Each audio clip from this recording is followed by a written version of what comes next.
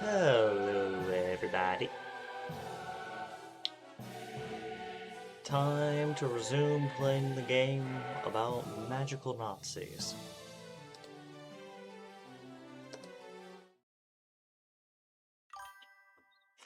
Hey, Saguaro, how are you doing?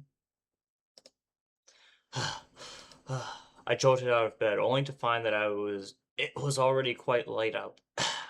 Sorry, I jolted out of bed, only to find it was already light outside. I immediately reached for my neck. It was, of course, still attached to the rest of my body. Oh, well, that sucks, Saguaro, but what can you do? Just a dream, huh? I slumped down. Dream or not, that experience was no laughing matter. It was just in bad taste, and above all else. Well, hey, what's wrong? I wasn't very happy about the fact that Kasumi, who snuck into my room like this on a daily basis, had just seen the whole thing. Are you okay? You were groaning in your sleep. I guess your wounds haven't completely healed just yet. That's not it. I wouldn't have been released from the hospital if I hadn't made a full recovery, so this dream had just had nothing to do with my injuries. It was nice that Kasumi was so worried about me, but if I didn't make things clearer now, she'd end up driving us both to ruin.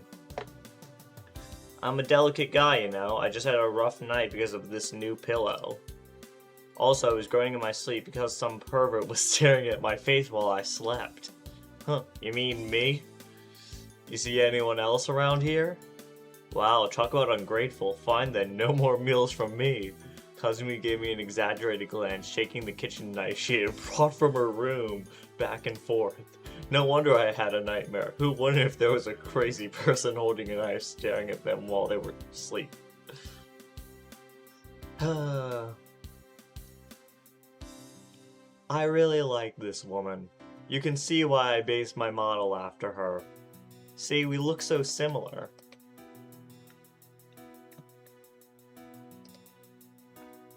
The brown hair, the uniform, we got the same blue tie in the front. We're practically twins. At least that's what I tried to tell myself. Jesus, put that thing away, you're gonna poke an eye out. And please stop waving it around in front of me. It's your fault for not having one in your own room. Sheesh, you know you'd be living off of packaged foods if it weren't for me. Can you be grateful for what I do for you and let me enjoy a few benefits on the side every now and then? Benefits? What was she going on about? I mean, getting to watch your face while you sleep. It's so cute. Though that gets ruined when you wake up and start whining about it. I began to seriously consider wrapping her in a blanket and throwing her out the window. I began to seriously consider embracing her and stealing a kiss. Heh, read your mind, didn't I? She read my mind. Though not the main characters. Yeah, keep dreaming. Anyways, you can use the kitchen whenever you want to make breakfast, so get to it. Okay. Boy, you sure are domineering, huh? Kasumi headed off into the kitchen, still waving that damn knife around. I really needed to look into closing up that hole in the wall. Fun fact for those of you who don't know, you see this poster in the back right here? It's for a game called Paradise Lost, which was the first visual novel made by the writer of this. And it is also the first entry in this series. Though, you don't need to know anything else about the series to play this game.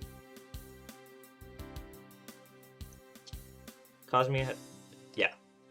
That said, her morning antics had done a good job of helping me forget about that horrible dream. I was grateful for that, at least. It was currently 7:20 a.m. Kasumi and I sat at the table, about to get started on the rice, grilled fish, and miso soup that she had made. Truly a Japanese breakfast if I had ever seen one.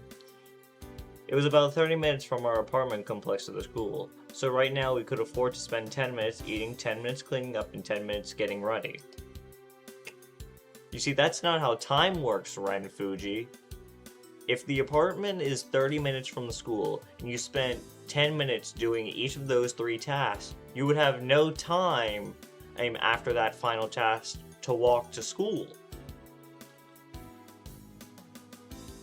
you'd just be late.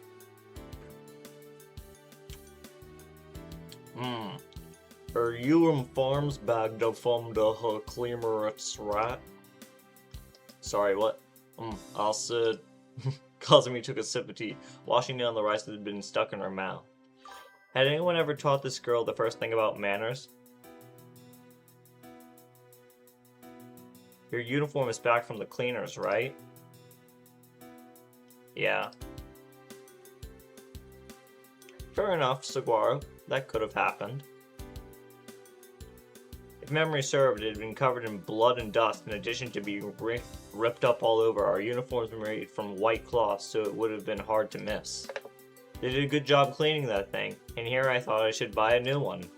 Yeah, though I ordered another one because I thought you'd say that. They said it'd take a little time to get here, though. So use this one until the new one arrives. It's far from perfect, but it'll get the job done, so put up with it for a while, okay? Kasumi placed a folded uniform that had been lying next to her on my lap. I opened it up to find it had been patched together here and there. Hello, Themos. How are you doing? What's with that look? Nothing, it's just that, were you the one who fixed this up? Yeah, so, got a problem with it? No, not really. That's good, Themos. I had a pretty decent day today. Nothing particularly bad happened. Though, I had a class this afternoon that was just kind of taxing. No, not really, but while Kasumi's cooking was more or less edible, her sewing skills left a lot to be desired. This woman does so much for you, Ren Fuji. She cooks for you, she cleans for you, she visits you in the hospital, she fixes up your uniform, and you just keep dogging on her. Oh yeah, and yesterday she took you out on a date when you were released from the hospital. You'd be so lucky as to have this woman in your life. Stop dogging on her and start making out with her. Because she's obviously peak wife material. Sorry, I was just very angry at this man for his actions that go against God and all things that are holy in this world. Anyway, thanks. Seeing how it's winter, maybe I could just wear a coat over it all day. You mean during classes too? Isn't that against school regulations? Don't be such a stickler. I'm still fresh out of the hospital here. Says the guy who asked me not to treat him as an invalid yesterday. Kasumi shot me a glare, then proceeded to begin chowing down on the single tarako on her plate. See? Saguaro gets what I mean. It's spicy. Well, of course it was. Hold on, I thought we were supposed to eat that together. Why are you trying to eat the whole thing by yourself? Oh, shut up. There's no way in hell you're getting any of this. It's from my mom, so I'm not sharing it with anyone. We clear? And so she began nibbling on her tarako, without even using rice to soften its taste. So spicy! She looked like she was about to burst into tears. You sure your head's screwed all right? Mind your own business, dummy. What a perfect woman. She turned her whole body away from me in her chair. She apparently had no further intention of speaking with me. She shouldn't! You're a terrible person, Ren Fuji. Not that I really gave a shit. It would have been nice if she could stop mumbling stuff like so spicy, but so good, while acting like that, though. It was kind of creeping me out. Since Kasumi had retreated into her own little world, I found myself without anything to do while we ate breakfast. I decided to check out what was on the news, which had been playing in the background this whole time. Unfortunately, there wasn't much that caught my interest.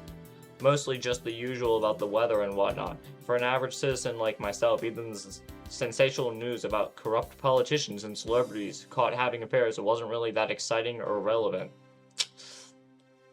You know, sometimes you read a visual novel and then you just see a line that reminds you, this was made, like, back in the day.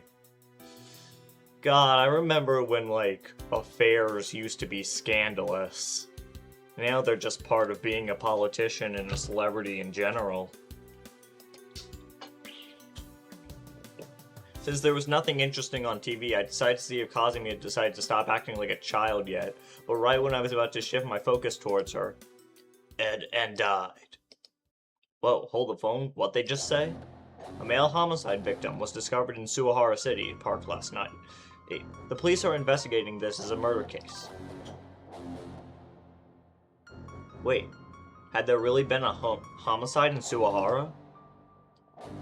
Presently, the prevailing theory is that this was the work of some sort of slasher, judging from the fact it was an abnormal crime involving the severing of the victim's head. I'd say that's more than a slasher?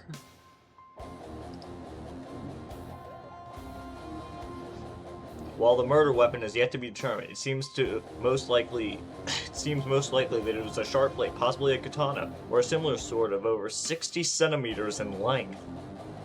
Or maybe it was a guillotine. Furthermore, the victim had been identified as 24-year-old Kenji Kuno, an office worker in Suwahara City. The cause of death was decapitation. Gee willikers, we could have never guessed that. I was personally thinking maybe he had a heart attack. And you know, his head just popped off. Ah. I stared transfixed at the news report as it elaborated on details, but the sound of plates shattering took me out of my trance. Kasumi must have dropped it. One could hardly blame her for being surprised. Here we were eating breakfast as usual, and all of a sudden the news started going on about the gruesome details of a homicide. Suwahara City Park, the site of the murder, was a place most residents were very familiar with as well. So Kazumi's reaction was very normal. The details of the incident, however, were far from normal. They said the cause of death was decapitation, so in other words, his head was cut off. If there were no other wounds on the body, then the action must have been carried out swiftly. Maybe the culprit got the guy as they were walking by each other, or snuck up on him from behind, or they have knocked the victim out first. I couldn't be sure of the exact details, but if the murder weapon was a sharp blade like the newscaster had said, it seemed safe to say that the victim had been beheaded in one clean strike. You deny superhuman strength in order to pull something like that off. The culprit would have been some sort of giant bodybuilder, and a guy like that walking around with a katana or something would definitely attract attention. Yep. Though we'll figure out who John Guillotine is very soon. Yet according to the newscaster, there was no report of anyone suspicious in the area at around the time of the murder, so what? Had they set up a piano wire trap in advance or something? My hand shot to my neck. Here I was, trying to come up with some sort of realistic scenario to explain the murder. More accurately, I was trying to come up with an explanation that didn't involve that. I was trying to avoid thinking about the implement that one couldn't help but associate with beheading. I had seen it myself at the museum. Hell, I had even had a dream involving it the night before. The guillotine that had stood so imposingly amid the execution grounds in my dream. I could still remember it severing my head in vivid detail. I had woken up to find that someone really had been decapitated. Was this just a coincidence? Just something I could laugh off as not concerning me? After all, I had seen the same girl in both real life and my dream. It was already apparent that the boundary between the two was thinner than we thought. Who could prove that what happened in a dream couldn't also occur in reality? In other words, my dream had been Ren. Let's just get going. We're gonna be late. Kasumi was right. It wasn't healthy to keep going down this unrealistic line of thought. Got it, I'm gonna get changed now, so head back to your room. Haha, you've got nothing to be embarrassed about, you know. Shut up, more importantly. Yeah, I know, use the door this time, right? It's a pain, so no thanks. Anyways, let's clean up the plates first. Even our typical morning routine felt somehow stained. Come on, quit sitting around, get a move on, chop chop.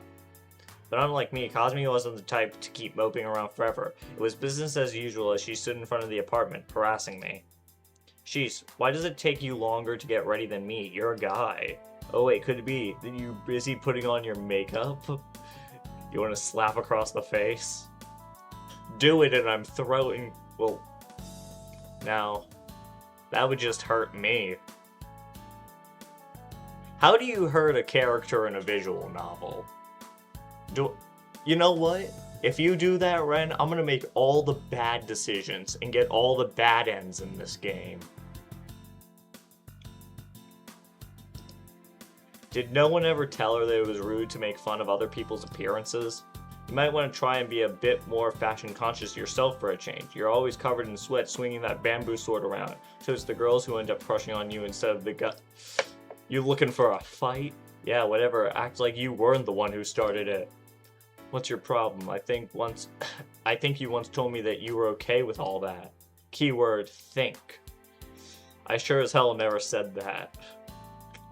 Besides, when it comes to popularity with girls, you're actually completely indifferent to it, especially when it comes to you. What the hell is wrong with this thing? Just about the opposite of cute. Good, I never wanted to be. Also, what's up with this thing? What am I, an object? Why yes, you stone-hearted jerk.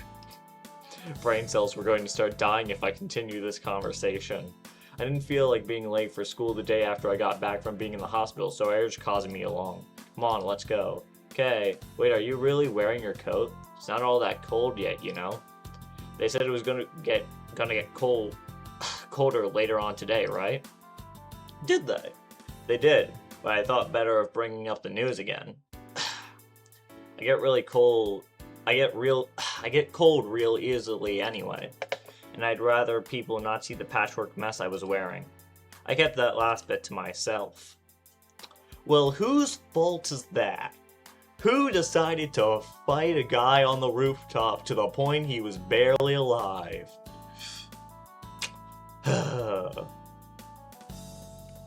We walked for a bit until we hit a crossroad. This junction was in the heart of the city, so you could say that all the roads converged here and then split off again.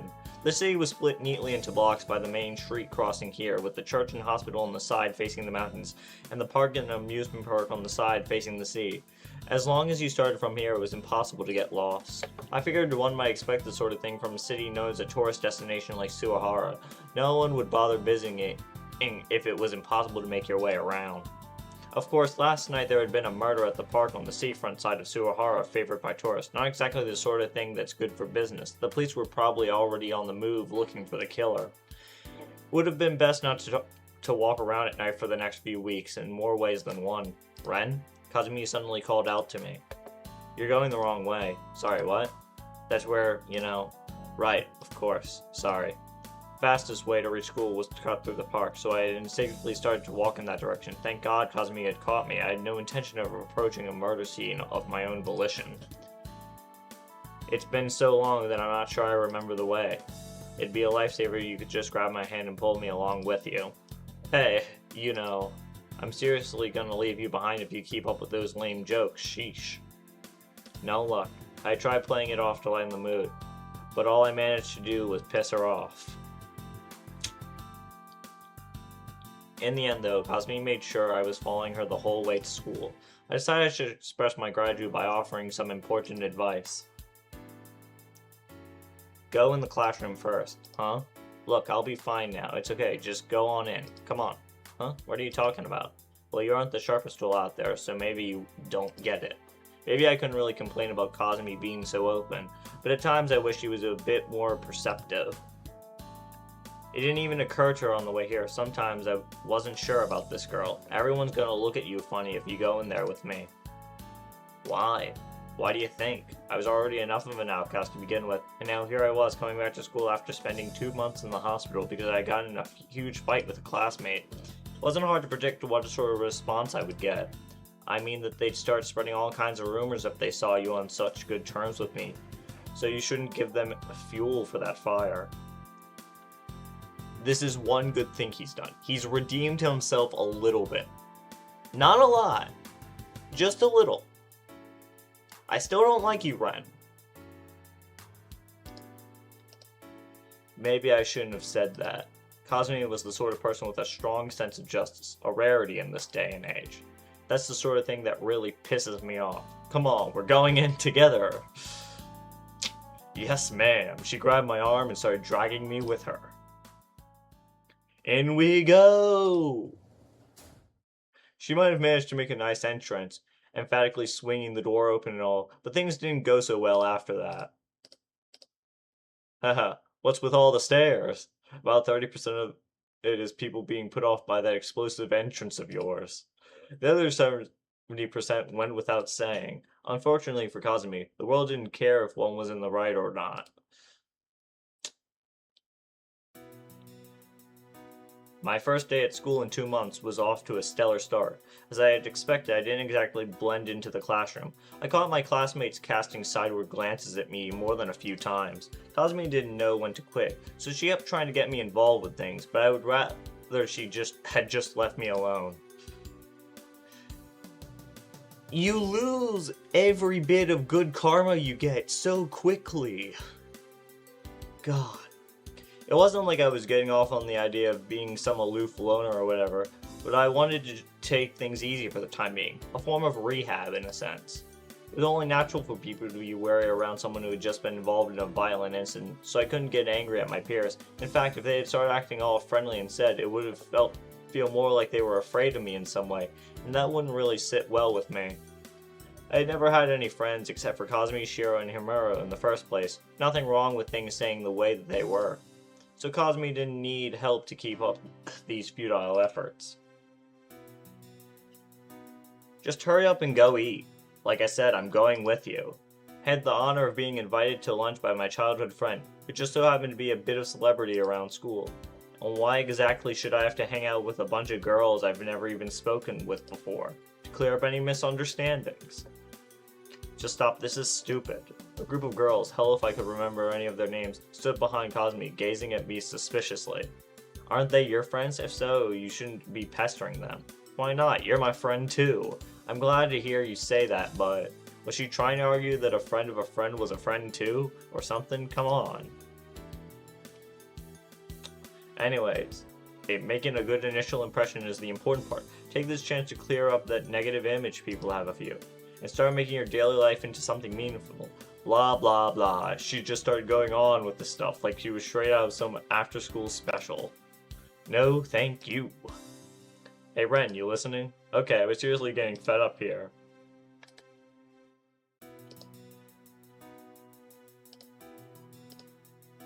Okay. Opinions, people.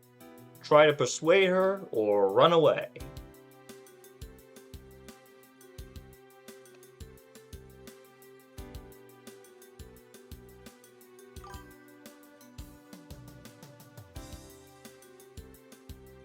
Okay. Saguaro says persuade her. Themo says persuade her. Okay. Well, we're gonna try to persuade her. I don't really care what others think of me. Well, I do. Everyone keeps saying whatever they like about you without even knowing what really happened. That kind of stuff really annoys me. So hey, look at me when I'm talking to you. Kasumi grabbed my face from both sides. Clearly I wasn't getting off that easily. The idea of trying to persuade her had probably been doomed from the start. Look, it may not seem like it, but in my own ways What's that? You got a problem? Before I could respond with, of course I fucking do. My phone suddenly barged into the conversation with a beep. No way, you actually got a text? I know, I'm just as surprised as you, Kasumi. This friendless loser has contacts besides you? I guess there really are miracles out there. Yeah, so come on, let go of me. What sort of reaction was that? I thought Kasumi was supposed to be sticking up for me, not treating me like some sort of outcast herself. Oh, I shook her off and looked at my phone screen. What's wrong? Sorry, Kasumi. Huh? I forgot I already had plans. Huh? Hold on. Wait, Ren.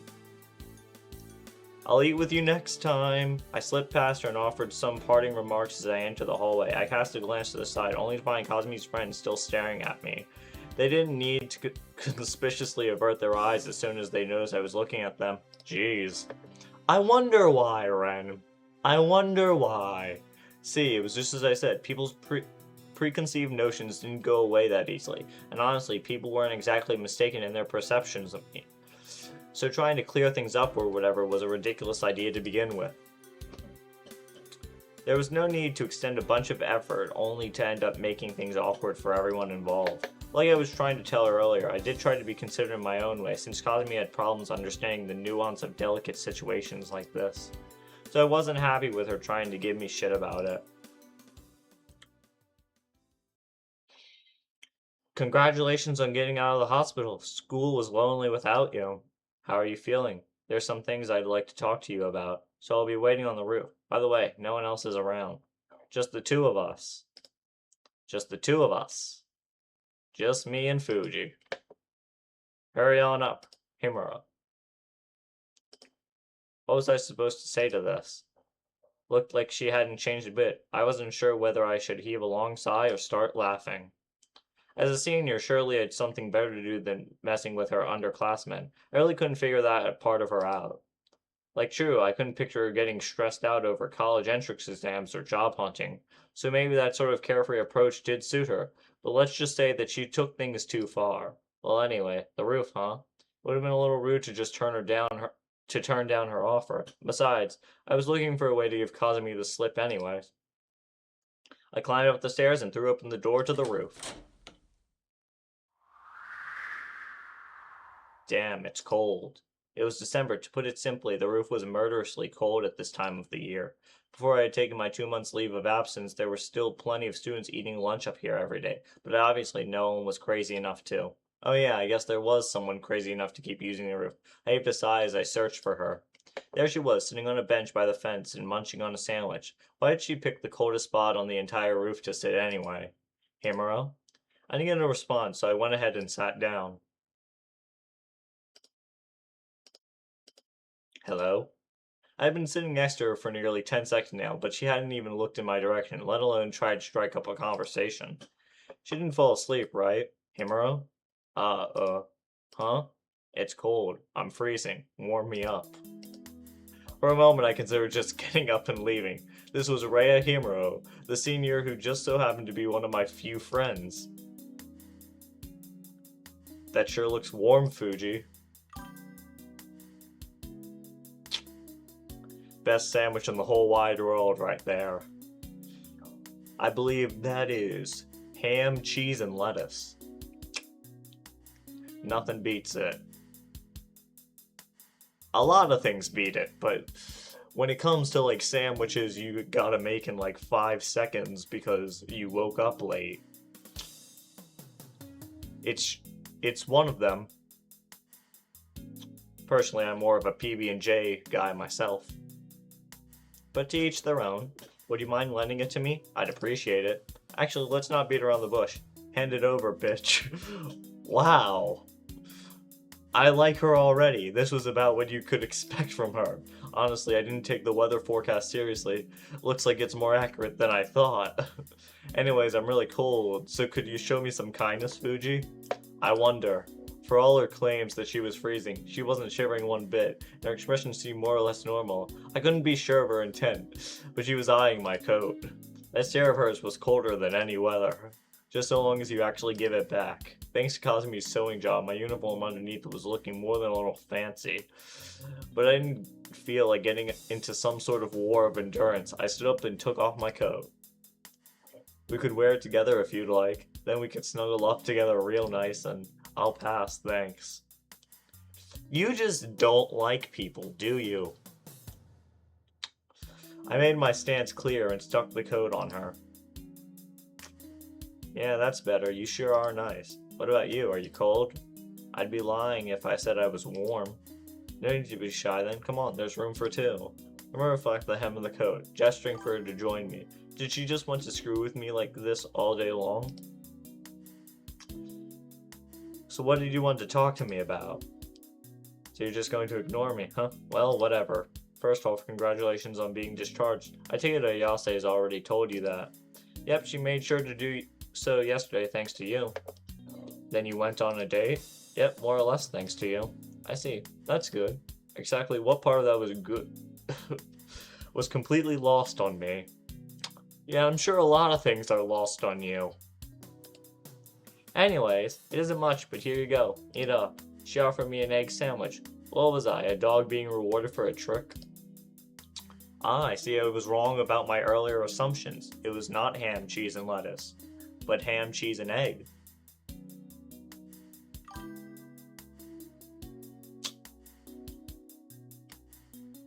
Thank you. Sadly, you're the only person who will ever tell me that, Themos. I'm so lonely. You'll never grow big and strong if you don't get your nutrients, and we wouldn't want that, right? They say a healthy mind dwells in a healthy body, so hurry up and become an honest man. Well, I don't have a healthy mind, and neither do I have a healthy body. I'm probably gonna die of some disease in my young age. Yay! She was really laying it on today. Apparently I didn't even qualify as a real human being. And I agree with that sentiment. You don't. Sorry, but I felt confident that I was better at this whole human thing than she was, at least. You're not. Let's be generous here, Themos. I'm not gonna die of super cancer. I'm gonna die of, like, you know, I don't know. I'll probably just get, like, really bad diarrhea and shit my organs out.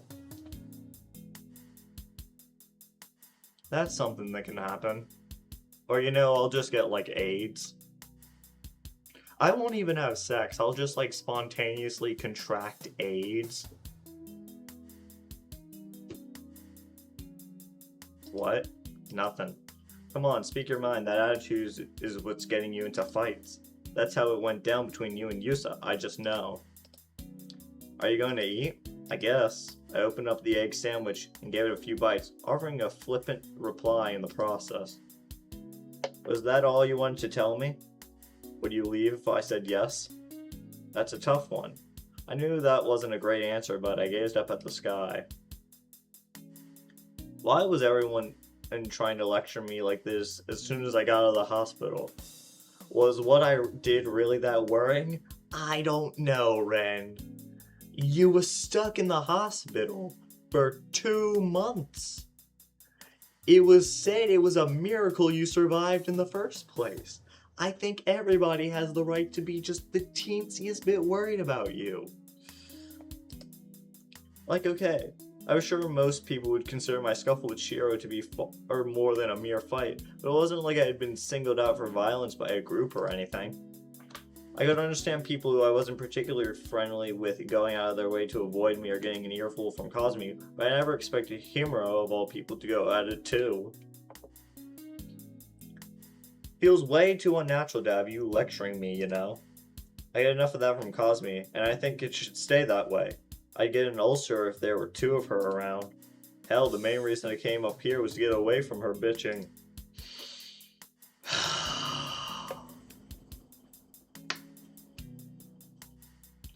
I wanted to crack my knuckles, but I cracked them before stream, so... I think that's all you're getting. Ah, I could crack my thumbs. Yeah. You sure have been through a lot, haven't you? Yeah, thanks to you. I dropped my shoulders inside, and resumed eating her sandwich as if nothing had ever happened. I guess that was about what I expected from Himuro. If I had to try to describe her, she was like a ghost. She possessed a certain indefinite nature, like she wasn't concerned with the events of the world around her. At the same time, she would occasionally act up, as seen earlier. The way she kind of kept her distance was similar to my own position on things, so I did get along with her better than I did Kasumi. That's why the 2 of us had managed to become friends. Did you hear that? That was me cracking my toes. Damn it, I should have saved that for OnlyFans. I probably could have made a bunch of money off that. Do people get off to, you know, cracking toes? I'm sure somebody will pay good money for it.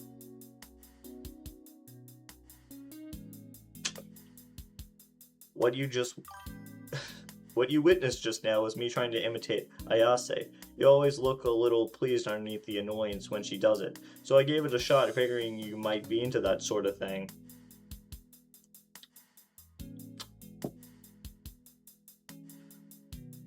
I'd do that ASMR. The problem would be it would only last, like, I don't know. I could probably make it last a max of 5 minutes if I, like, cracked every part of my body. But then, like, once I'm out of things to crack, what do I do?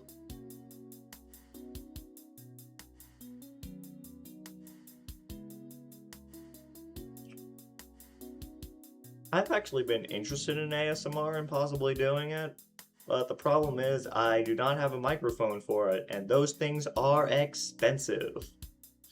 And I don't make enough money here. In fact, I don't make any money here. I'm broke and doing this out of my own pocket.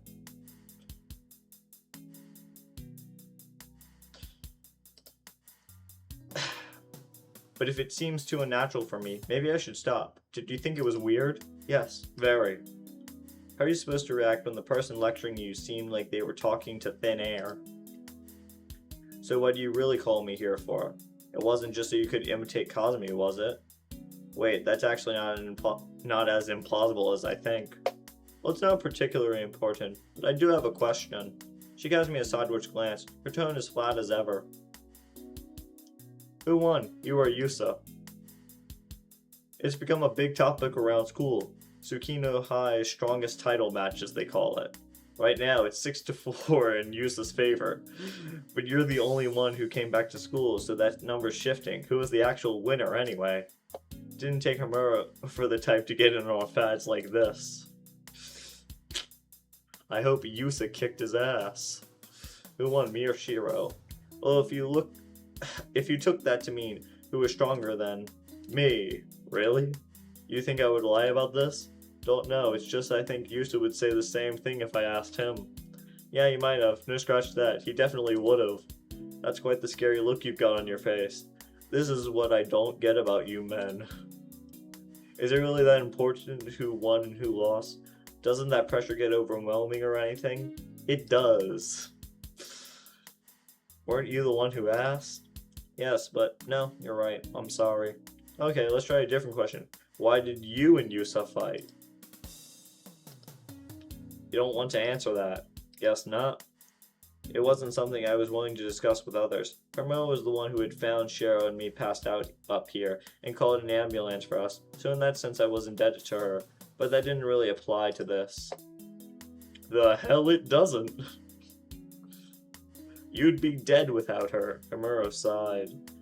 Well, I can tell it wasn't something as simple as you two getting caught up in a love triangle. You and Yusa aren't the right characters for that genre, and Ayasa doesn't seem like the popular type. Wasn't it just explained like a few lines back that like Kasumi is actually like super popular with girls? She didn't exactly mince words with that one. I figured it would be best not to try and argue, though Shiro and I weren't the type to get into fights for wholesome reasons like that. And indeed, Kasumi wasn't popular. At least not with us. See? I guess all your misfortunes stem from the fact that for whatever reason the two of you were friends in the first place. Truth be told, I had a feeling things would end up this way for a while. Don't you think God can be more than a little cruel sometimes? I'll make sure to throw him a sucker punch for you next time I see him. Don't be shy, I'm saying this out of the goodness of my heart. Sure.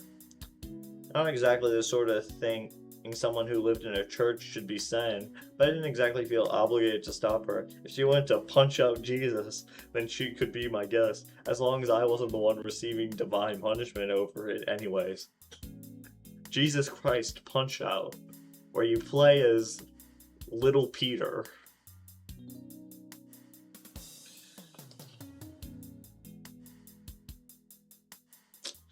Besides, you're not suited for fights to begin with. No one wants to see you hurt. I'm sure that sister would faint for sure. Sister? Did she mean the nun at the church? I'd only met her a few times before, but she really was something else. To say that she had model-like proportions would be an understatement. To put it simply, someone like her working as a nun was a great loss to the world. I wouldn't mind giving Jesus a sucker punch or two over that one. What was her name again? Sister Lisa, blue eyes, huge half-cup boobs. Well, you know what he said, Rhea doesn't mince words. By the way, I'm a B cup. And there's nothing wrong with that. TMI. Though maybe they'll grow bigger in time. I believe in you, Rhea. With hopes and dreams, there's nothing you can't do. And worst comes to worst, you get surgery. Like, they've got a surgery for everything nowadays. I kept quiet. There was no sense in crushing her dreams. So, how's Miss F Cup doing? You're not interested in B Cups? I'm not gonna comment on that one for now. I rolled up the wrapping paper for the egg sandwich I had been eating, tossed it into the pocket of the coat Homero was wearing. Not missing a beat, she proceeded to hand me a tomato sandwich. She's resting in bed right now. Want to see her? Did she catch a cold? No, that's not it. She could choke out another sandwich. Where the hell was she keeping all these sandwiches anyway? And then, with the same unwavering blank expression on her face, she dropped a bombshell. It's because she witnessed a murder. Have you seen the news? There was a murder in the park. Their head was cut clean off, blood everywhere. Scary, isn't it? Makes you lose your appetite. She said, happily chowing down on the tomato sandwich. Whatever, that wasn't the issue here. Yep. And personally, I believe with that ability, she scales to the highest in this universe. There's like, whatever the hell happens in this visual novel that I'm not going to spoil for everyone. And then there is Rhea with her pocket dimension of sandwiches, which can just solo fiction. By witness, you mean she saw the culprit? No, not them. The one who bit it. In other words, the body? She was the first to discover the body. I was there too. She nodded cautiously. She nodded casually. If this was true, we were talking about this with some serious shit. This was the sort of thing that could traumatize someone for life. The police questioned me the whole night thanks to that. Lisa was sent back home because of her condition, but I wonder if she's okay. I'm a little worried. Are you doing okay? Me? Yeah, just a bit sleep deprived, that's all. I was looking forward to seeing the police is put on the whole good cop, bad cop act, but I guess that only happens on TV. Kind of a disappointment. What's wrong, Fuji? You have a weird look on your face. She was the weird one here. I had always thought she was a little off, but wait, could this be what you actually wanted to talk to me about? I wonder. I brought it up because our conversation reminded me of it. Maybe you're right. It wasn't fun being treated as a suspect and all. So maybe I did want to complain a little bit. Hey, mind if I complain? Well, sure, go ahead. A murder case. There were few topics less suitable for mealtime. Honestly, it wasn't really something I wanted to hear about either. To each their own. Personally, I think in discussing murder, interesting cases is a perfectly good conversation to have over meals, depending on how, gruesome it is and how, interesting the case is. Unfortunately, I couldn't avoid feeling curious about the matter. I couldn't seem to rid myself of thoughts about that dream. I decided to go ahead and listen to what Homero had to say. I think it was right past 11. I like how the skyline looks there at night, so Lisa and I go there often. There's always lots and lots of couples there, and even a molester or two from time to time. But for some reason, the place was completely deserted last night. Now that I think about it, something just felt off. There was this weird atmosphere, like somehow it felt oddly warm despite how cold it was outside. I made a mistake not turning around and going home right then. Can't help but regret that. Homero began her story, an uncharacteristic hint of self-derision in her voice. The park she was talking about wasn't the sort of place housewives took their kids to. It was a seaside park that offered a view of the opposite shore, and its various attractions like the Sky High Tower, the amusement park, shopping mall, resort hotel, and so on. As such, it was generally utilized as a date spot, teeming with people late into the night. It would have seemed that was not the case last night, however. You know that area right near the bridge, the one where you and Yusa often rode your bikes? It gets really dark around there, right? Not even people living here really know about it. Maybe you could call it a blind spot. Anyways, that's where it happened. Lisa was the one who noticed it first. At first, he thought it was some sort of spray paint. There's a lot of graffiti in that place, you know. But that couldn't be farther from the truth, in fact. A wall dyed in red paint, a sticky gelatinous torrent of foul-smelling. My first impression was that it was like a champagne bottle whose cork was just removed, like the stopper had just been let loose. We found it lying a little ways from there, just flopped on the ground. I didn't know heads flew off like that. I was surprised by how much blood there was, too. Blood made up about 8 to 10% of a person's total weight. For an adult male, that would have been around 5 to 6 liters. It was no stretch to say that they had come across a literal sea of blood. I'm surprised you didn't faint. Women are better at handling blood than men. We're better at dealing with extreme situations, too. Ain't that the truth? Anyways, we couldn't just leave it like that, so I called the police, thinking they could give us a ride home. Let me guess, they wanted your statement and had you questioned until dawn. Yes, quite rude, don't you think? Should have been obvious that two unarmed women could never have pulled that off. She meant cleaving off someone's head in an instant like that, according to the news.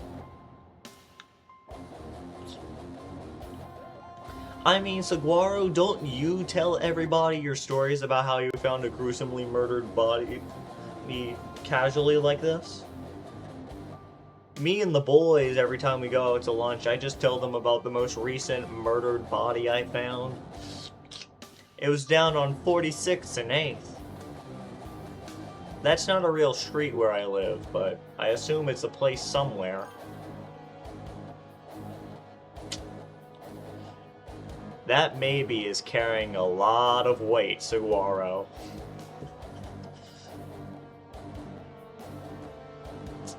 Well, if you've never seen a previously murdered body, maybe you were the murderer. You do talk about how much you hate humanity. She meant cleaving off someone's head in an instant like that, according to the news. Apparently, they think the murder weapon was a katana or a similar blade. Yeah, so I heard. They must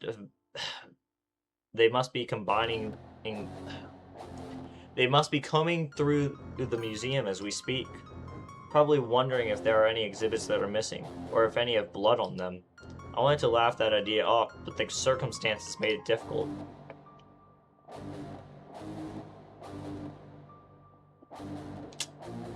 See? Themos knows what I'm talking about.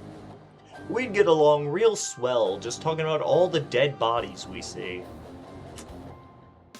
That reasoning sounds like something right out of a TV show. There's a lot of blades just sitting there in the same city where a murder happened. I don't think they can just ignore that. She had a point. What do you think about that? Weren't you there yesterday afternoon? What do you mean? I mean, does anything come to mind? Like, did it feel like there was some legendary magic sword mixed in with the other exhibits? Even overlooking the ridiculous example, I couldn't tell if she was being serious or not. I don't know, man. You saw a guillotine, then you saw a ghost girl, then you went to a dream realm where you got executed, and then somebody got their head chopped off in real life. I don't think it's the craziest question in your situation. Fuji? No, not really. I see, that's a little disappointing. As ever, her disinterested tone was at odds with her words. Himuro resumed eating. I simply looked up to the sky. A grisly decapitation. This was the sort of abnormal, gruesome event that would give you goosebumps just thinking about it.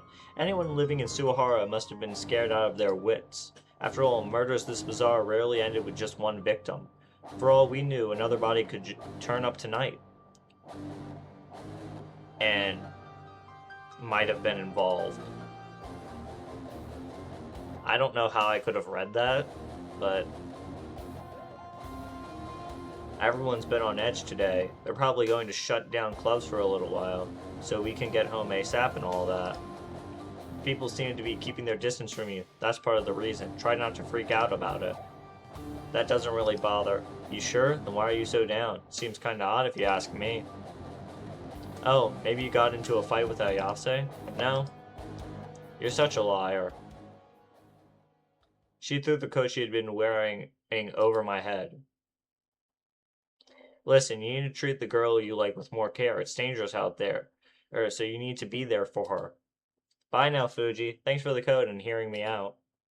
To tell you the truth, I was a little scared, but you helped me get away from things. Himuro gave me a rare grin. She seemed just a little embarrassed. If she acted like this all the time, she'd establish a fan base in no time. All that aside, could you not go deciding who it is I like by yourself? It's not like I have a thing for Kazu. And there's another lie. Anyway, you need to learn to step up to the plate more often. Yusa's not here anymore, you know. See you. With that, Himuro left the roof behind. I heaved a sigh. In the end, I really was just lectured the whole time. I was kind of miffed. It was cold as hell on the roof, but I had lost the will to return to class, so I decided to just skip. What a great student. Apparently I had fallen asleep at some point. I opened my eyes to see. You shitting me? I couldn't believe myself. It was already completely dark out. I was lucky I didn't get sick. Maybe it was true what they said about idiots not catching colds. I rose from the bench I had been lying on. I checked the time on my phone. 6:30 p.m. It wasn't terribly late, but seeing how it was winter, it was already pitch black outside. In the distance, I could still see lights on in the school offices. The idea of being caught by a teacher wasn't appealing. I had had enough lectures for one day.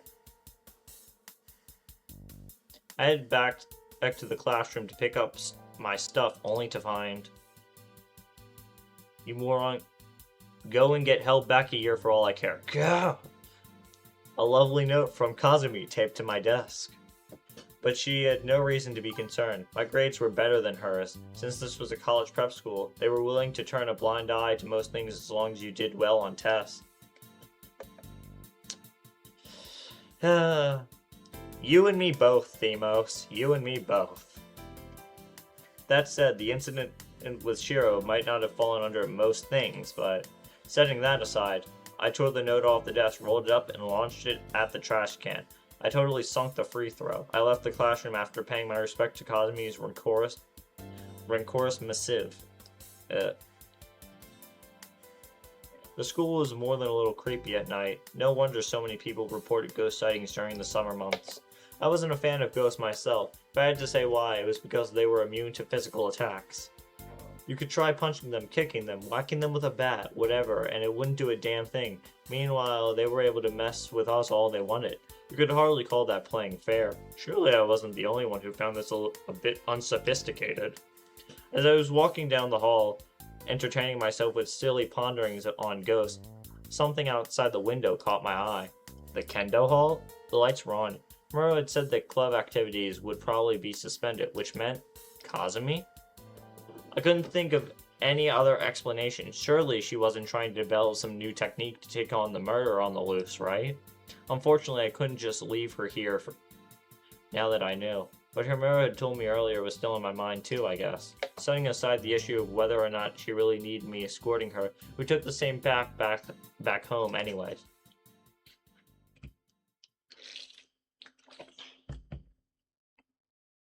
I found just the person I was expecting to find in the dojo, but maybe this was the wrong call. I had come up here thinking we'd go through our usual routine with me giving her a hard time and sidestepping her subsequent scolding. Kazumi, however, was clearly not in the playful mood right now. When it came to kendo, she didn't cut corners or make compromises. She handled her bamboo swords with a quiet dignity, with nary a trace of her usual rambunctious demeanor to be found. Staring at her steadfast expression, I found myself starting to understand why the younger girls swooned over her. It felt like it would be wrong somehow to call out to her, so I just leaned against the shoe rack and watched her practice. I wasn't very familiar with kendo, but if memory served, the pose was the Seigun Kame, one of the most basic techniques. She sure was diligent. Here was someone who placed in national tournaments, staying late in order to practice her fundamentals. Well, I guess that was probably part of why she was so strong. I had been watching her for a few minutes now. She had probably been practicing for much longer, of course, but her form hadn't wavered a bit. It called to mind the image of a Buddhist priest meditating, which is what they called clearing one's mind. As I watched her, I suddenly wondered if she had some specific reason for going out of her way to maintain a steady presence of mind like this. I mean, that was the kind of idea of martial arts in general, but The really strong ones are the guys who are strong without doing a damn thing. I recall what Shiro had once said while watching one of Kazumi's matches. People who are strong to begin with don't need to rehearse or practice. Martial arts is a way for the weak to try to become strong, which is why the idea you can do it if you put your mind to it is so influential. The match starting and ending with a bow. That's all part of it. People born weak don't know how to deal with having strength, so they end up putting top priority on trying to discipline themselves, because they'll break down if they don't. Poor bastards. Well, I guess they can't help it though. In other words, Kazumi is in that group. It's cute that she's trying to go beyond her ability, but she wasn't born strong, so she's really just pushing herself, unlike a certain someone. Man, how did things end up like this anyway? Who decided to dangle a carrot in front of the little bunny? Well, Rennie? I still remember the grin on his face as he nudged me with his shoulder. In retrospect, maybe I should have decked him right then and there. You should have. She's got better character than both of you combined. Take some responsibility, man. It's because you did that in the first place that... Oh, give me a break. Where the hell did he get off trying to lecture me about this? Whose fault did he think it was anyways? So, I assume something happened in the past that caused Kazumi to want to become stronger to protect Ren. It pissed me off hearing that sort of thing coming from the mouth of a risk-obsessed psychopath like him. He needed to realize he was nothing more than a fucking dumbass who liked complicating things for the hell of it. That was why I... Huh? Ren? Ah, shit, what the hell was I doing? What's wrong? No, wait, first question. How long have you been there? Sorry, it was just a little hard to find the right timing to speak up. I had to be out of my mind, suddenly going on a trip down that particular memory lane. I pulled my fist out of the shoe rack, my gaze wavering. This was beyond embarrassing. Let's head home together. It's dangerous to be walking around alone outside right now. Huh? What's going on? This isn't like you at all. I never thought I'd hear you say something like that. No, you've got it wrong. The streets are scary at night, so I figured you could keep me safe. Oh, is that right? Wait, so you're saying you want me to guard you because you're scared? You're not the one protecting me? Exactly. Kazumi snapped. You spineless coward. Have you no shame as a man? Oh right, now I remember, you skipped afternoon classes, didn't you? Where the hell did you run off to? I fell asleep on the roof. The roof? Seriously? I mean, are you out of your mind? Okay, that's it. I'm done. You're wearing me out. Fine, I get it. Whatever, I'm gonna go get changed. So wait there a bit. Kazumi stomped off into the changing room, and I could have sworn I heard the earth shake. She poked her head back out. Peek and you'll get to experience my kendo techniques firsthand. Bam, she slammed the door shut. Sigh. Well, I guess this had turned out more or less how I originally envisioned it. It seemed Kazumi was back to her usual self, if nothing else. Now I just need to stop worrying about stuff in the past myself. Well then, thanks for everything as usual. Kazumi thanked the dojo, locked it, and then headed my way. Sorry for the wait. So, have you eaten yet? No. Since we're going home together, you make something. Huh? Isn't it late for that? I don't really mind. No other cooking suits my taste like yours, I guess. Really? Really, I barely had anything for lunch, so I'm starving. I don't want to eat something I'm not used to. What about those sandwiches Rhea gave you? Did they mean nothing to you? So I'd like something from you. But I'm all out of ingredients. Am I asking too much? If so, I guess I could make do with eating out. No, that's not it. It's just kind of embarrassing, you know? I'm at a loss. When you put it like that, I feel like I can't make anything half-assed or something like that. Kazumi squirmed around for a bit, but soon collected herself. Alright, then I'll do my best. Thanks. Thank God she was so simple-minded. Afterward, we picked up some groceries at the supermarket and headed home together. It couldn't have been much later than 7 p.m., but there was surprisingly few people still out and about on the streets. As we aren't the only ones on edge, naturally. You'd have to be crazy to want to go strolling about in the city where there had been a brutal murder the previous day. The smart thing to do would have been to would be to stay inside with your doors locked tight. Think about it in this way. Kazumi and I were being pretty careless going out at night like this, even if we were together. The teacher said we should all go straight home until the murderer is finally caught. What else would they say? Then why did you stay beforehand? I mean, behind. Well, you see, it's just, a part of my daily routine, that's why. Didn't really feel right to skimp on it now. Besides, I figured I might be able to capture the murderer. Hey, what's with that face? You're thinking I'm an idiot or something, aren't you? I'm thinking you're the best person in this visual novel so far. Was she psychic or something? Look, just leave this out. Just leave this to the public officials. Why should a female student have to go the extra mile? Don't you know? It's because I'm a champion of justice. Good for her. I suspected as much for a while, but you're not exactly the sharpest tool in the shed, huh? Excuse me, now that was rude, even from you. Anyways, keep that sense of justice of yours in moderation, okay? I didn't know what sort of person the murderer was, but it was probably safe to say that he was out of his mind if he was going around decapitating people. The average person would almost certainly struggle to maintain their cool when confronting a psychopath like that. Kind of doubtful you could manage to pull off your kendo techniques against an opponent that comes lunging at you with a bloody knife and a creepy smile. What about you? Good question. Yeah, I guess that might be kind of scary. Right? I know, right? Most people have never had to fight for their lives, so it would be only natural to freeze up when thrust into a situation like that. Only experience or a natural predisposition for that sort of thing could help you there. And I guess that's you, Ren, because you were beat halfway to death. Not that being experienced with or possessing a gift for life or death struggles would be a good thing, mind you. Anyways, just try not to play the hero, alright? If you're going to keep up your practicing, I'll stay with you. Oh gosh, you're actually worried? Of course I am. I'm seriously scared about going home alone. Oh boy, I see, so that's your angle.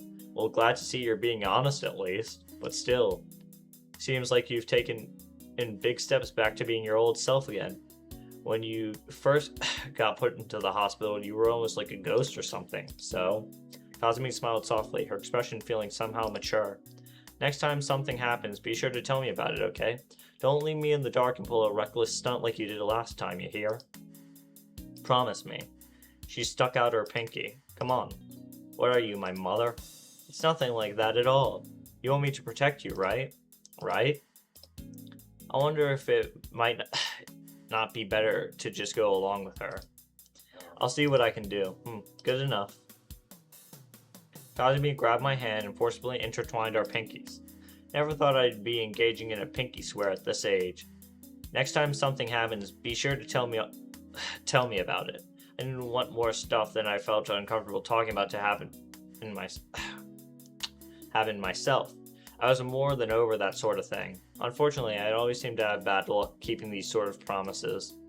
Though this pinky swear instead seemed ominous to me, like it was a portent of some misfortune to come.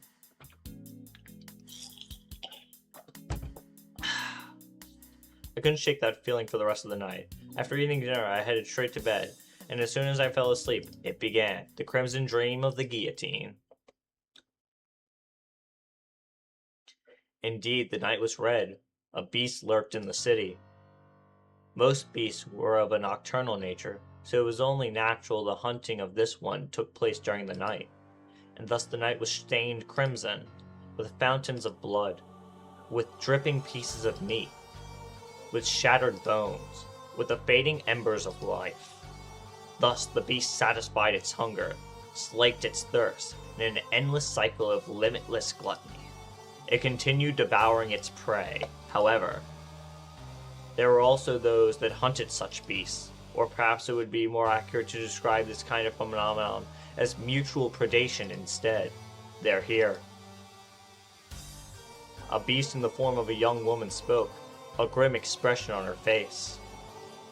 She was one of the hunters, but she was fundamentally no different from her prey. Indeed, they were one and the same. They both have become beasts through the same obscene method, and took to the hunt for the same reasons. Two beasts of the same forest. If there was a difference to be found between them, it was her youth. But in this case, youth did not equate to inexperience. She had killed far more than the older beast before her. Thus she had no intention of pursuing her prey at the current time. For now she would simply step back and observe the situation, waiting for her prey to build experience and mature. She yearned for the day her prey's fangs would grow sharp enough that she could no longer manage them. Let it be said that she was not overestimating her own strength. This was her earnest desire.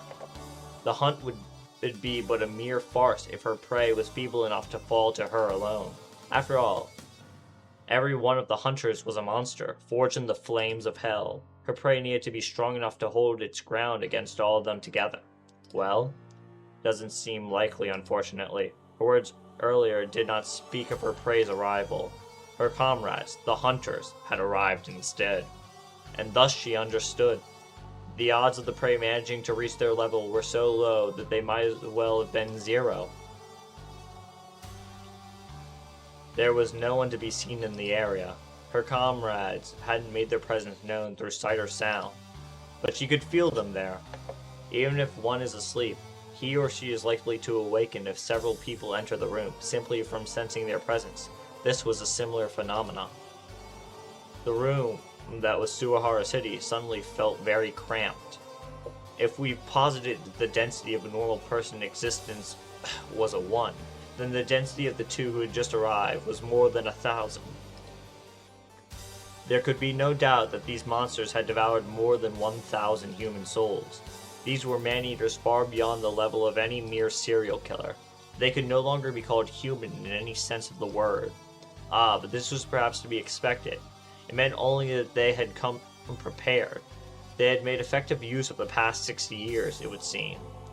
She had no trouble telling exactly who had arrived. Who could forget such tainted, such utterly abominable souls as theirs? God. Before the words, "These two are the absolute worst," could pass from her lips, the girl remembered that the descriptor, "the absolute worst," applied to all of them just the same and held her tongue. Anyways, welcome to Shambhala. Welcome. I have been awaiting you two. A man garbed in a priest's cassock offered his greetings. First Lieutenant Bay, Warrant Officer Malleus. It truly has been a long time. You haven't changed at all. A common expression, yet true nonetheless. His voice was calm, even comforting. In contrast, the two beings receiving his greetings emitted a presence that could only be likened to that of a natural disaster. The sick stench of blood hung in the air. The pungent aroma of gunpowder filled the area. The entire world around them reamed with the rotten stench of murder. These were the odors of madness. These were the odors of calamity. These were the odors of demons. The beings gathered atop this bridge were, without exception, utterly removed from the constraints of normalcy. Ha! One of the two guests, a young man, sneered at the priest's words. So what you're saying is that we haven't improved at all since last time, eh, Kristoff? You'd better watch your tongue or you're gonna end up dead in a ditch, you bastard. The man's laugh could hardly be called refined, but he spoke with a grin. The priest returned his own faint smile. The man's skin was fair, too fair to the point of being inhumanly pale, as if it was cut from wax. However, he did not give off an aura of weakness or sickliness. Far from it. He possessed a certain limber poise, almost reminiscent of a python or other great reptile. In contrast, "A pleasure to see you, Father Kristoff. You really haven't changed a bit, have you? You must have been slacking." The sweet voice that resonated next belonged to a young woman, every bit as charming as her voice would suggest. She looked completely unfit to the sinister place. In that sense, she could have been said to give off the strongest impression of any of the creatures gathered atop the bridge. She served as an excellent example of the old adage that every rose has its thorns. I have been leading a secluded life for a while, you see. It is true that I am perhaps not the most proactive, but I do have my reasons. If you seek to hold me accountable, I can provide an explanation. Hell no. We've known you long enough with the formalities. All I want to know is one thing. Who Who's in Shambhala right now? Lionheart, Sonenkind, Babylon, and Tubal Cain. Including the two of you, that makes 6. I myself will not move forward for another 4 or 5 days. Why? I've been told that the elderly should mind their own business, you see. Huh? The man's pale visage twisted in confusion. The girl, on the other hand, seemed to understand what the priest had meant. Kristoff, you mentioned Leonhardt, didn't you? Is she the replacement for Valkyria? Yes, you two are acquainted with her already, yes? She has become quite the force to be reckoned with. Oh, that's right. That right? The two of them broke out into broad smirks. Fascinating, most fascinating, a force to be reckoned with. Then by all means, listen, you two. The priest, perhaps sensing the building uneasy atmosphere, continued with an authoritative tone. I am certain you are already well aware of this, but we cannot allow for any vacancies in the obsidian table, not unless we desire a repeat of 11 years ago, that is. She must be a novice, a greenhorn, an inferior—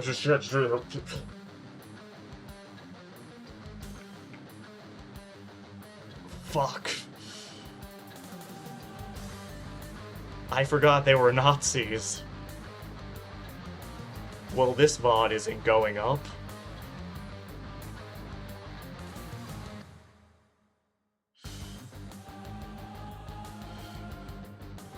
Fuck.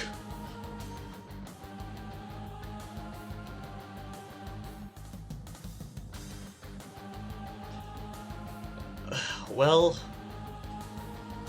I gotta donate to some Asian charity now. Fuck, that came out of nowhere.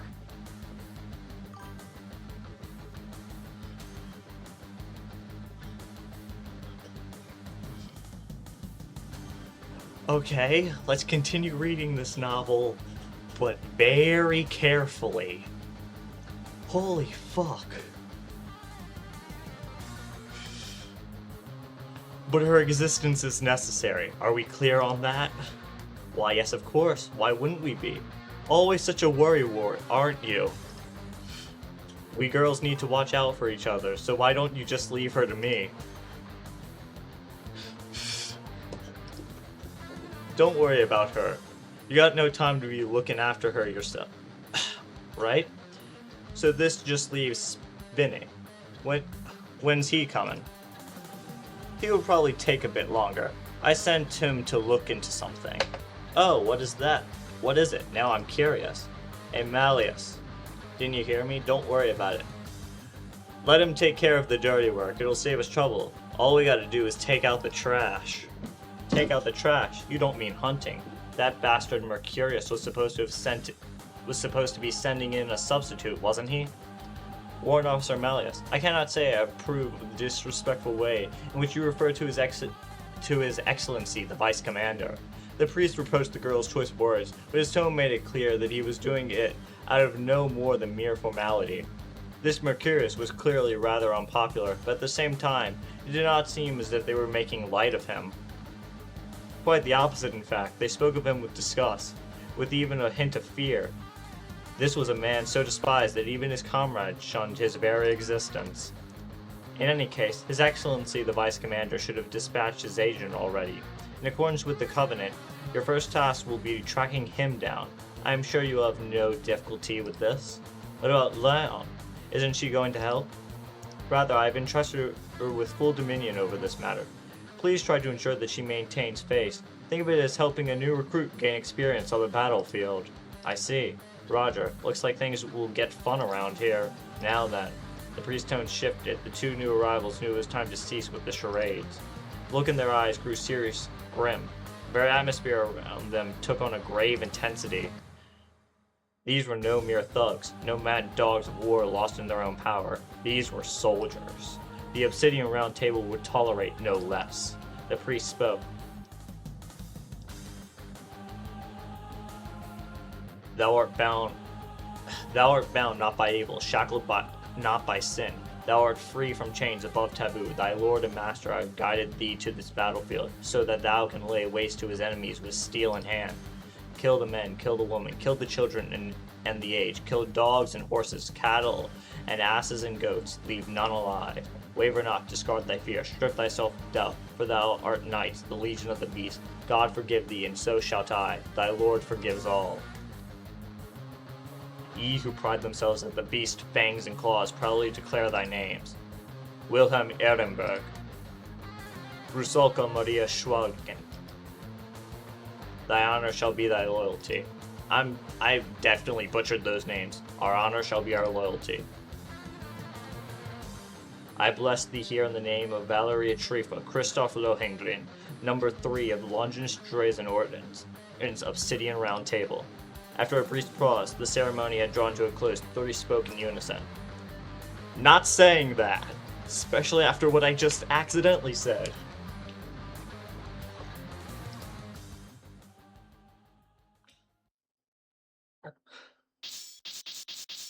Okay, so it seems that Tubal Cain, Der LDO in Shambhala, 6 out of 13. Swastika, 0 out of 8.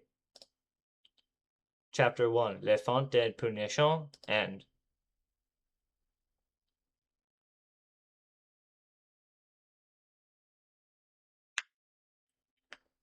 Tell me, have you ever experienced the sensation of foreknowledge? I speak not of mere déjà vu, but rather the prior knowledge of a certain thing, a phenomenon that assaults all senses, 6 included. For instance, I've witnessed this scenery before, I've tasted this wine before, or I've smelled this aroma before, I've heard this song before, I've bedded this woman before, and of course these feelings have stirred my soul before, a delusion, an elusive kind of illusion that springs to life as the brain errs. Tell me, have you ever experienced such a sensation? Such as one about us having lost the war once before? Well, you cannot possibly know that until it comes past. And when it does, and your brain believes that this is how things happened originally, do you begin to experience foreknowledge? Yours is but a premonition, or should I say, self-destructive aspiration. Do you believe that you will lose this war? I do. Of course I do. And why do you believe that to be the case, my beastly companion? You a loyal follower of His Excellency the Fuhrer and commander of the Gestapo. If there is indeed one soul who knows best the valiant efforts of our troops, accumulated victory after victory, it is none other than you. Allow me to pose a question of my own, then. Do you truly believe in the 1,000-year empire that His Excellency the Fuhrer and his Reichsführer both envision? How do you answer Hermes Trismegius? These names are complicated and I can't say them, I'm sorry. My dear elusive sorcerer, you the exquisite mage who was whispered to be a mere step away from discovering the divine truth behind the very construct of this universe? Would a man of your caliber condone such a foolish notion? I think not. If those two were the only players on the field, I would very much concur with your assessment. However, this country has you. The Golden Beast, the monarch of destruction, did your successor to the Lance of Fate, said to grant its will to the power to lord over this universe. As long as you exist here, even the thought of defeat is but folly of the highest order. Yet they are after my life. Oh? You need not feign surprise. After all, I am certain you know anything and everything pertaining to the capital. With that in mind, did I give you my previous answer? Are you perchance planning to rush to your own death? Actual life or death matters little. There is meaning behind the existence of one such as I in their ranks. It cannot be undone. I see. Indeed, the dead, regardless of the concept, cannot be revived. Not even I can accomplish such a thing. The fallen, by very definition, are dead, and so they cannot be restored to life. 'Tis the bitter law of the universe. The fairy tales of the young and the fair are utter nonsense, nothing more. And so, if one wishes to blend that very law, he needs to eliminate such fairy tales. It was your very own theory that proclaimed this, was it not? Pray and you shall be given. Weep and a miracle shall occur. In my mind, such deus ex machina are the very definition of evil. If the laws of the universe were indeed constructed in such a way, our prayers would have no doubt shifted the very cosmos into motion. There exists no dream-like paradise where everyone is equally blessed with fortune. Nay, the world is without mercy, without compassion, forged only of blood and madness. As such, if one desires to enforce his own will in the world, he shall inevitably be tainted by both. If one wishes to save a single life, 1,000 corpses must be offered up in its stead. Destruction is far easier than resurrection. 'Tis another eternal truth present in a world where everyone robs their fellow men of something, but alas, I digress. You do not appear to have any intention of preventing your own death, or at the very least, you wish His Excellency the Führer and the Reichsschiffer to believe so. Memento mori proclaims the well-known saying, we must never once forget our eventual end. Death weighs heavy upon man's soul. And yet that very fact makes you the perfect soul to transcend life and death. Transcendence was your ruin, as I recall. All I command is destruction. Destroying the very laws of the universe allows one to transcend it. I see. Allow me to amend my prior statement then. Destruction may be far simpler than resurrection, but it holds more significance, nay. There has never been a need to return to the original state to begin with. Pray explain yourself. I merely mentioned that repetition was an agonizing process, my beastly companion. For instance, indeed, you yourself had a childhood to call your own, am I correct? When you were of that age, did a single day not feel frightfully long, and to go further, a whole year like an eternity? I, a child's world, is filled with the unknown, offering a sea of things not known and a vast amount of information yet to be learned. In such a state, time does indeed trickle along gently, like sand in an hourglass. Indeed, it is as you say. In other words, man's life is a journey of studying the unknown in order to transform it into the known. And so this is how I see it. The father that repeats night after night the very same moral lecture, the mother that prepares the very same meals day after day, the good neighbor whose smile beams the same way again and again, the birds that only sing the same old tune, the household with an ever unchanging scent. And to bring the example to its extreme, a sun that knows but one way to sink below the horizon. Ah, how dull, the world is truly a place of such tedium. 'Tis what man calls aging, a steady march towards one's own grave. And yet despite growing ever paler with each passing year, mankind does find happiness in being able to experience the unknown. Indeed, for that is what it means to be alive. And so, one such as yourself, unable to experience the unknown, is in fact not alive at all? Suppose, for argument's sake, if you would, that there exists a being from which the very concept of the unknown was removed from birth. It's the sensation of foreknowledge. His life consists merely of repeating and repeating things already known, in a world already known. Can you envision a fate more hellish than that? Granted no life to begin with, and consequently denied death. Nay, he cannot die at all. What I long for is proof that I was born into this world. Ah, how I desire to kiss the unknown, maddeningly so.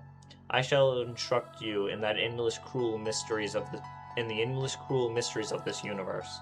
Are you brave enough to hear my words? Words I have spoken to none other in my life, to have a glimpse at secrets holding the divine truth that command the very construct of this universe? Do allow me a question before I answer. Why would you grant me, and only me, access to such knowledge? Because I revere you, my beastly companion. For you are powerful and dazzling, a fearsome glimmer in your gaze. During the eternity of my unlife, never once have I laid eyes upon one such as yourself, a being so close to the inferno of hell. You were the first. Among all those I have seen and know, you stand closest to being a devil. You utter a commonplace call. It is hardly a rare occurrence for one such as I to be called a devil. The more extreme the descriptor, the closer it comes to the realm of commonplace. I will not proclaim fire to be as water. Fire shall be as fire, water shall be as water, and you as a devil. You have labeled me a magus. Alas, I am no such thing. Only the strong enjoy the privilege of being described in simple, straightforward ways. However, I am weak.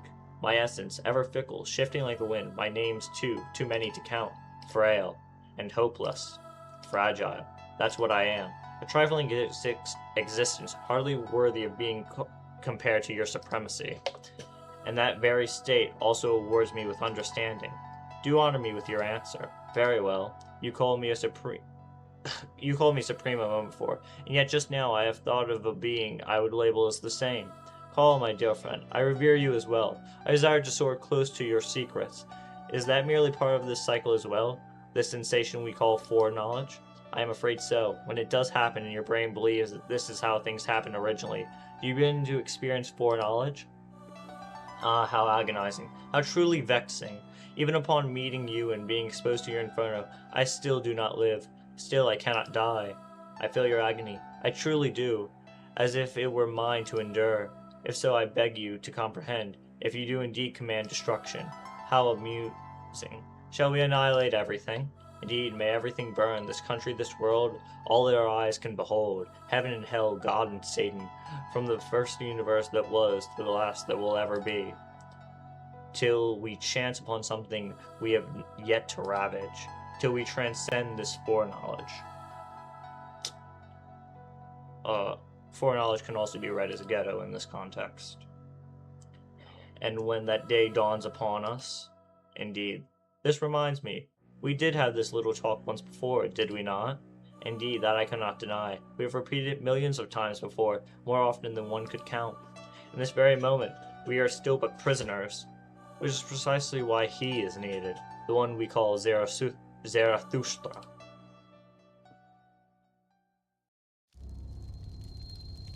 Chapter 2, Xenophobia.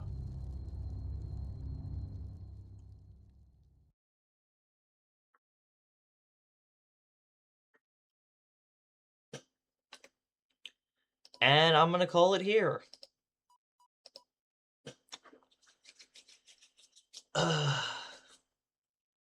Uh, well, that was a great stream. Yeah, yeah.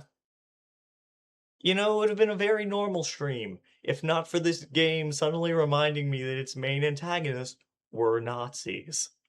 So, yeah,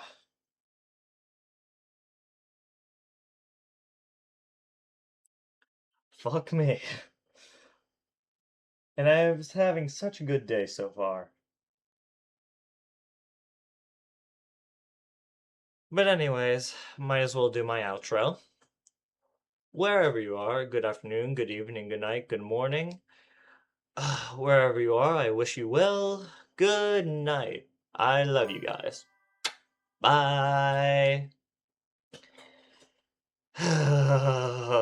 This is gonna be a pain to cut.